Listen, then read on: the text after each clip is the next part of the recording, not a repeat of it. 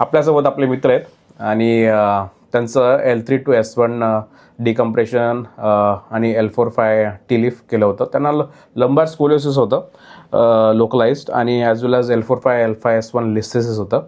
आणि आपल्यासोबत सर आहेत, ते सांगतील आईंना कसं दुखणं होतं, काय त्रास होता. गेल्या 2-3 वर्षांपासून आईचं नेहमी कंप्लेंट असायची की तिच्या मणक्यात दुखतंय. त्याच्यानंतर त्या मणक्यात दुखण्यामुळे ते सायटिका म्हणून तिची कंप्लेंट असायची आणि त्याच्यामुळे मग पायात नमनेस येणं, जास्त वेळ उभं न राहणं, ह्या सगळ्या कंप्लेंट्स होत्या. बरेच उपचार केले. त्याच्यानंतर मग शेवटी नाशिकला गेल्यानंतर लकीली माझी काकू पॅथॉलॉजिस्ट, त्यांच्याकडून रेफरन्स मिळाला डॉक्टर गोसावींचा. त्यांच्याकडे गेलो. मग त्याच्यानंतर डॉक्टरचा रेफरन्स मिळाला आणि लकीली आम्ही तुमच्याकडे आलो.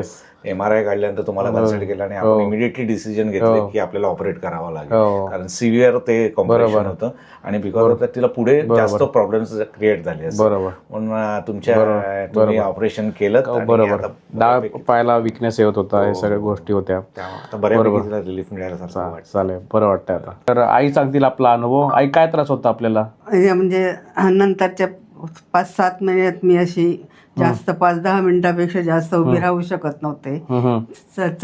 चालताना म्हणजे असं तोल जाईल म्हणजे असे 10-5 पावलं गेल्यानंतर मला कोणाचा तरी आधार लागायचा. आता कसं वाटतंय? आता बराच वेळ, आता 5-1 मिनिटात 5-10 मिनिटं उभी आहे. बरं वाटतंय? बरं वाटतंय. चाल, काळजी घ्या. Thank you sir, thank you so much.